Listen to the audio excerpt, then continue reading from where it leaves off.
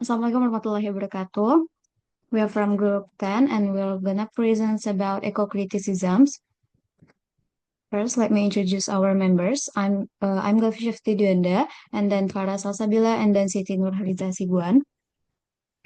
The first is introductions to eco-criticisms.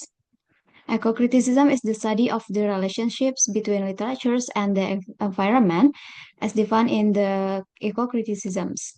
It is a critical mode that analyzes representations of natures in cultural texts and examines how these portrayals influence real-world attitudes and ecological practice. And then the branches of eco-criticism. The first one is the deep ecology. Deep ecology is one of the most influential philosophies in environmental activisms. It challenges anthropocentrism or human-centered thinkings and promotes an ecocentric or biocentric perspective. Here are the key premises of deep ecology formulated by Arne Enais. Interconnectedness. The first one is interconnectedness. As all life forms and natural features are fundamentally interconnected. And then rejections of anthropocentrisms, human-centered thinking has led to environmental exploitations. And next, spiritual connections to natures. There should be an emotional and spiritual relationships with natures, not just rational understandings. And then, intrinsic value of non-human life. Non-human entities, or such as animals, plants, rivers, mountains, have intrinsic value independent of their usefulness to humans. And next, populations control. For both human and non-human life to thrive, there must be a balance in human populations to reduce environmental strain. And the last is quality of life over material growth. It is emphasize sustainability and simple living rather than endless economic growth.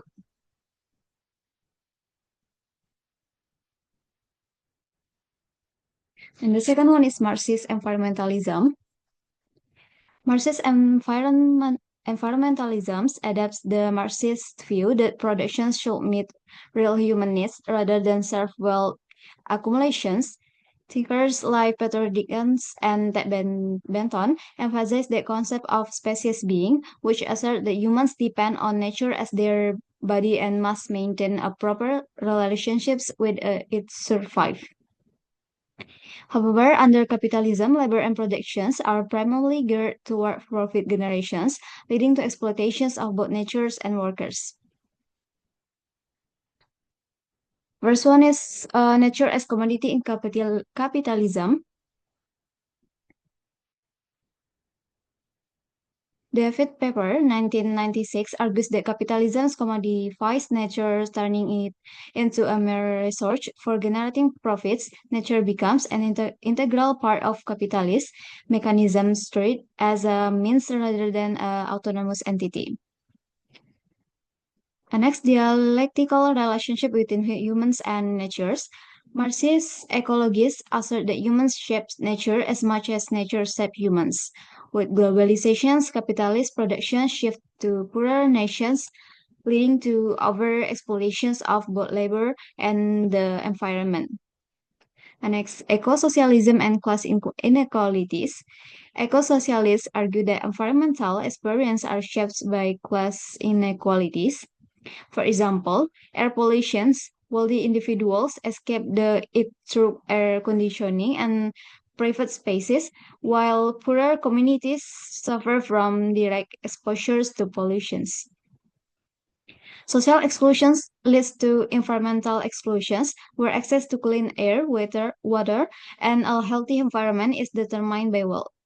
This perspective is particularly relevant in third world environmentalisms, where environmental degradations disproportionately affects the poor.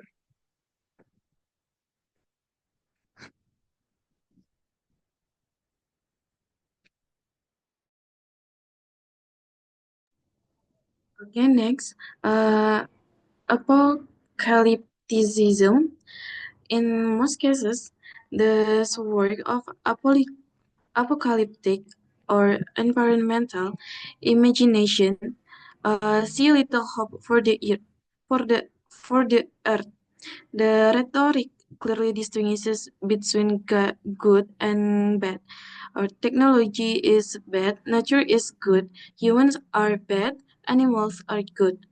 In some cases, more practical environmentalism is suggested. And Earth first, the power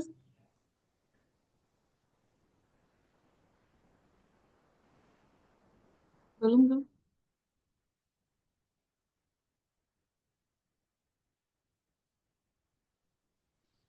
And the powerful environmental organization has adopted the basic assumption of apocalyptic environmentalism, seeing species that as unavoidable.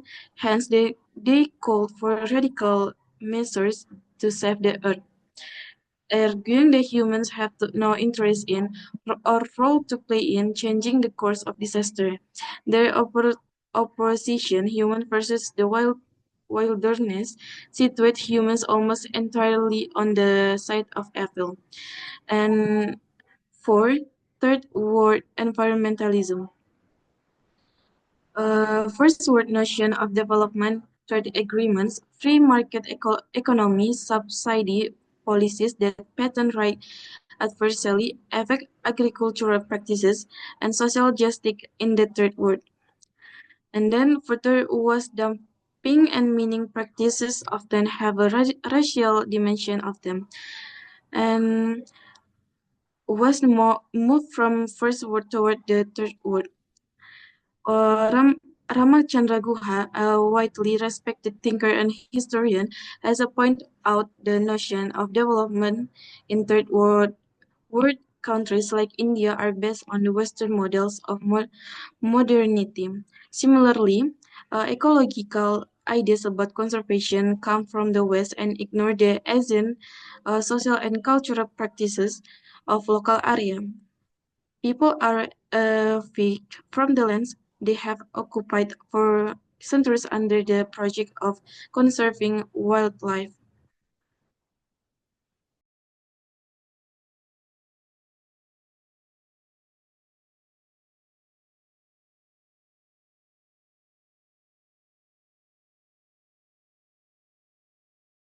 Okay, the next is feminism. Eco-feminists argue that patriarchal society value and belief have resulted in the opposition of both women and nature.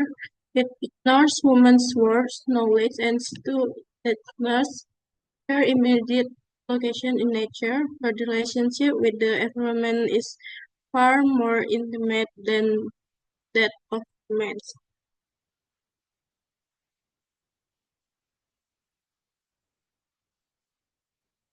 Okay, uh, okay, in theory ecocritism, we choose the song The Seed by Aurora to analysis.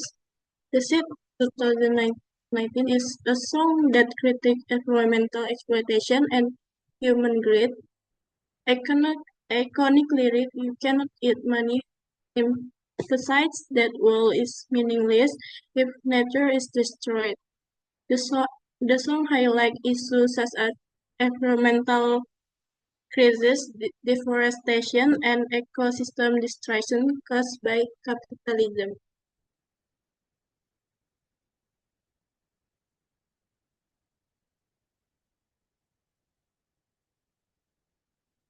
The critical aspect in the song, first representation of nature in culture. Eco-criticism studies how nature is represented in cultural text. In the seed, nature is depicted as sacred but continuously destroyed by humans.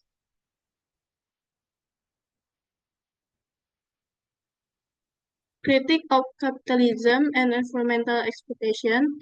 Eco-criticism critique capitalism for prioritizing profit over ecological balance. Conic storm resist environmentalism. which argues that market-driven economies exploit nature for profit.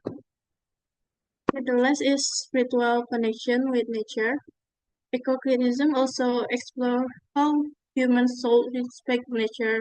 Aurora portrays nature as a living entity with a spirit.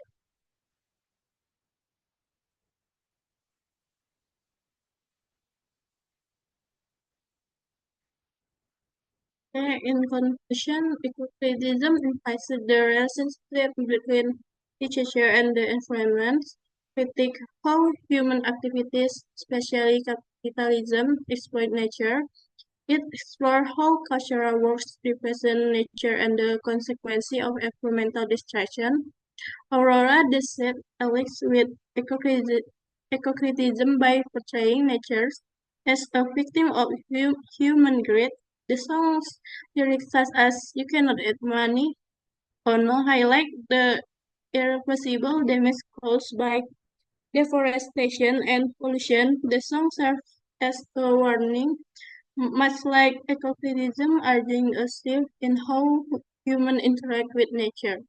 Both stress the urgency of environmental awareness and responsibility.